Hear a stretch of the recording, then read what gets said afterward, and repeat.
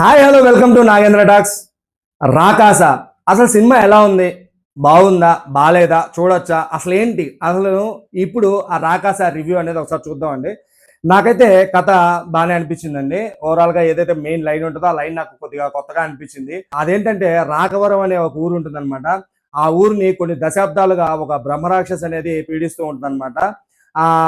దానికోసం అప్పట్లో ఒక మహారాజు ఏం చేస్తాడంటే ఆ బ్రహ్మరాక్షస్తో యుద్ధం చేసి ఆ బ్రహ్మరాక్షస్ని నువ్వు ఊరు బయటే ఒక బంగ్లాలో ఉండు, నీకు కావాల్సినవన్నీ మేము పంపిస్తామని ఒక ఒప్పందం చేసుకుంటాడు అనమాట. ఆ ఒప్పందం ఏంటంటే ఆ ఊరి నుంచి దానికి సరిపడా అన్నము, అలాగే దానికి సరిపడా ఆహారము, అలాగే ఒక నరబలి అనమాట. అది ఎప్పుడైతే అడుగుతుందో ఆ టైంలో మనం తీసుకెళ్ళాలన్నమాట.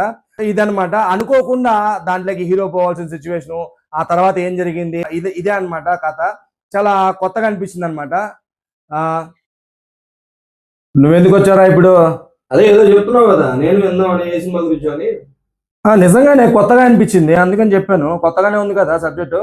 ఆల్రెడీ నువ్వు ఏదైతే లైన్ చెప్తున్నావు చూడు, ఆ లైన్ ఎప్పుడో వచ్చిందండి. అవునా? ఆ ఏ సినిమారా? పాత సినిమా రామారావు ఒకటి ఉందండి, శ్రీకృష్ణ పాండవ్యం అని. సో ఆ సినిమా కూడా లైన్ ఇదే అనమాట. అవునరా. అదేంటంటే పాత సినిమా శ్రీకృష్ణ పాండవ్య సినిమాలో ఏంటంటే అండి, అక్కడ ఒక ఊరు ఉంటుంది అనమాట. ఆ ఊరిని కూడా బ్రహ్మరాక్షస్ ఇబ్బంది పెడుతూ ఉంటే ఆ ఊర్లో మహారాజు ఏం చేస్తాడంటే ఆ బ్రహ్మరాక్షసిని ఊరు బయట పెట్టేసి ఆ బ్రహ్మరాక్షస్ అడుగుతుంది అనమాట మహారాజుని. ఏంటి, నాకు ఒక 12 అన్నం కావాలి, అన్నంతో పాటు 2 దున్నపోతులు కావాలి, అలాగా వాటితో పాటు ఒక నరబలి కావాలి అని అడుగుతుంది అనమాట. బ్రహ్మరాక్షస్ చెప్పిన మాటలు మహారాజు ఓకే చెప్పి, సో అలా దానికి ప్రతిరోజు పంపిస్తూ ఉంటాడు అనమాట. అలా పంపిస్తే అది ఊర్లో పడదనమాట. కానీ లేకపోతే అది ఊర్లోకి వచ్చేస్తుంది, ఊర్లోకి వచ్చేసి మనుషులు చంపేస్తుంది. సో అనుకోకుండా ఆ టైంలో అక్కడికి పాండవులు రావడం, ఆ పాండవుల్లో భీముడు అక్కడికి వెళ్ళాల్సి రావడం, అక్కడికి వెళ్ళడం, ఆ తర్వాత ఏం జరిగింది శ్రీకృష్ణ పాండవులో పాట అనమాట. నిజమే నువ్వు చెప్పిన కథ.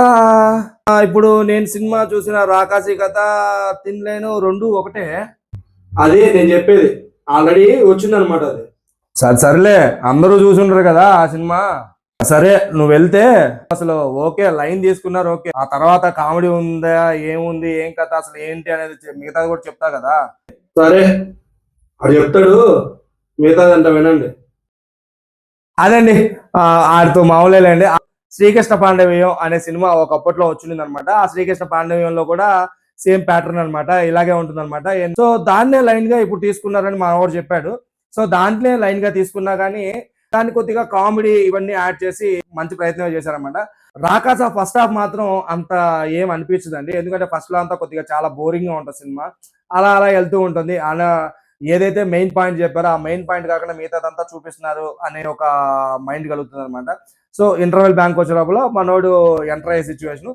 సో నెక్స్ట్ ఏం జరుగుతుంది అనేది ఒక క్యూరియాసిటీ బిల్డ్ చేశాడు. సెకండ్ హాఫ్ లోకి వెళ్ళిన తర్వాత సెకండ్ హాఫ్ సినిమా బాగానే ఉంటుందండి.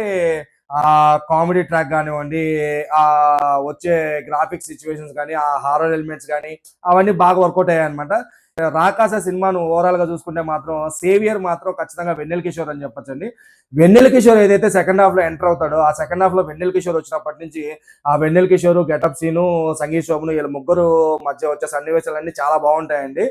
మంచి ఫన్ జనరేట్ అవుతుంది, ఆడియన్స్ కూడా బాగా మంచి ఫన్ ఫీల్ అవుతారు అనమాట, బాగా ఎంగేజ్ చేస్తారు అనమాట సెకండ్ హాఫ్ లో. నయన్ సారిక హీరోయిన్ గా ఉన్నప్పుడు కానీ ఫస్ట్ హాఫ్ లో ఏమంత ఉండదు, అమ్మాయి క్యారెక్టర్ ఏమి ఉండదు. సెకండ్ హాఫ్ లోకి వచ్చినప్పుడు కూడా నయన్ సారిక క్యారెక్టర్ ఏమంత అనిపిదు అనమాట. సో ఓకే అని అనిపిస్తూ ఉంటుంది అనమాట, అంత ఏం అనిపిదు అనమాట నయన్ సారిక క్యారెక్టర్. డైరెక్టర్ మాన్సా గారు కూడా పాత లైన్ ను తీసుకున్నా గానీ ఆ లైన్ కి ముందు వెనక మంచి కామెడీ సిచ్యువేషన్లు, కామెడీ సన్నివేశాలు అవన్నీ యాడ్ చేసి కొద్దిగా కొత్తగా చెప్పే ప్రయత్నం చేశారనమాట. ఇంకోటి చెప్పాలి, బీజిఎం ఫస్ట్ హాఫ్ లో ఎక్కడ మీకు అంత కనెక్ట్ అవ్వదండి. సెకండ్ హాఫ్ లో కొన్ని సిచ్యువేషన్ లో బీజిఎం కూడా మంచిగానే అనిపిస్తుంది. సో ఓవరాల్ గా చూసుకుంటే మాత్రం కామెడీ ఇవన్నీ కొద్దిగా సెకండ్ హాఫ్ వరకు చూస్తే మాత్రం మంచిగానే అనిపిస్తుంది సినిమా. నా వరకు ఏంటంటే రాకాస ఫస్ట్ హాఫ్ కొద్దిగా బోర్ కొట్టించాం కానీ సెకండ్ హాఫ్ లో మంచి ఎంగేజ్ చేయగలిగారు. సెకండ్ హాఫ్ మాత్రం బాగుంటుంది సినిమా. ఓవరాల్ గా చూస్తే మాత్రం రాకాస వన్ టైం వాచ్ఫుల్ మూవీ అండి. మీరైతే ఫ్యామిలీతో వెళ్ళి హ్యాపీగా చూడొచ్చు సినిమా. సో పిల్లలు బాగా ఎంజాయ్ చేస్తారు. ఇదనమాట రాకాస రివ్యూ. ఈ రివ్యూ మీకు ఎలా అనిపించిందో కింద కామెంట్ చేయండి. అలాగే మీరు రాకాస చూసిన మీ ఫీలింగ్ ఏంటో కింద కామెంట్ లో చెప్పండి. అలాగే ఈ వీడియో మీకు నచ్చితే ఒక లైక్ చేయండి. అలాగే నా ఛానల్ ఇప్పటి వరకు సబ్స్క్రైబ్ చేయకుంటే సబ్స్క్రైబ్ చేయండి. జై హింద్.